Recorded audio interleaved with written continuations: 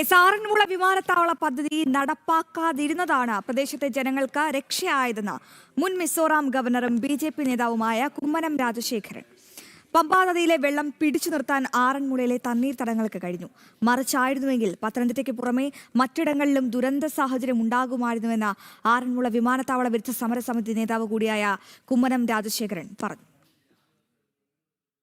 പ്രകൃതിയെ വെല്ലുവിളിച്ച് കോർപ്പറേറ്റുകൾക്ക് പച്ചവിരിച്ച ഭരണാധികാരികൾക്കുള്ള പ്രകൃതിയുടെ താക്കീതാണിത്. അതിതീവ്ര മഴയിൽ പത്തനംതിട്ടയും പമ്പാ നദിയും ഭീതിയിലായപ്പോഴും ആറന്മുളയെ കരകയറ്റിയത് ഇവിടുത്തെ വിശാലമായ പാടശേഖരങ്ങളും തണ്ണീർത്തടകളുമാണ്. വിമാനത്താവള വികസനത്തിന്റെ മറവിൽ ഇടതുവലത് സർക്കാരുകൾ ഒരുപോലെ ഒത്താശ ചെയ്ത് നികത്താൻ തുനിഞ്ഞ അതേ മണ്ണ് അന്ന് ഈ നെൽവയലുകളും തണ്ണീർത്തടങ്ങളും നികത്തി കോൺക്രീറ്റ് കാടാക്കി മാറ്റിയിരുന്നുവെങ്കിൽ ഇന്ന് പെയ്ത അതിതീവ്ര മഴയിൽ ആറന്മുള എന്ന പുണ്യഭൂമി കേരളത്തിന്റെ ഭൂപടത്തിൽ നിന്ന് തന്നെ തുടച്ചു മാറ്റപ്പെടുമായിരുന്നു. വികസനത്തിന്റെ പേരിൽ പ്രകൃതിയെ കൊള്ളയടിക്കാൻ നിന്നവർക്കുള്ള ശക്തമായ മറുപടിയാണ് ഈ അതിജീവനമെന്ന് ആറന്മുള സമരനായകൻ കുമ്മനം രാജശേഖരൻ ജനം ടിവിയോട് പ്രതികരിച്ചു.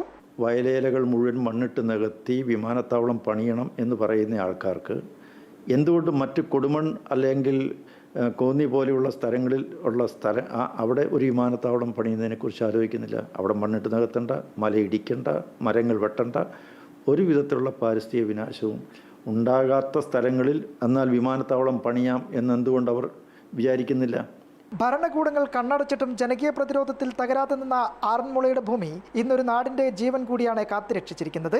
അതേസമയം നിലവിൽ UDF സർക്കാരിന്റെ കാലത്തും കോർപ്പറേറ്റുകൾക്ക് തണ്ണീർത്തടങ്ങൾ വിട്ടു നൽകാനുള്ള നീക്കങ്ങൾ അണിയറയിൽ സജീവമാണ്. ഇനിയും ബന്ധപ്പെട്ട അധികൃതർ കണ്ണു തുറന്നില്ലെങ്കിൽ ഒരു നാട് തന്നെ ഇല്ലാതാക്കിയതിന്റെ കുറ്റകരമായ അനാസ്ഥയ്ക്കായിരിക്കും മറുപടി പറയേണ്ടി വരിക. ജനം, തിരുവനന്തപുരം.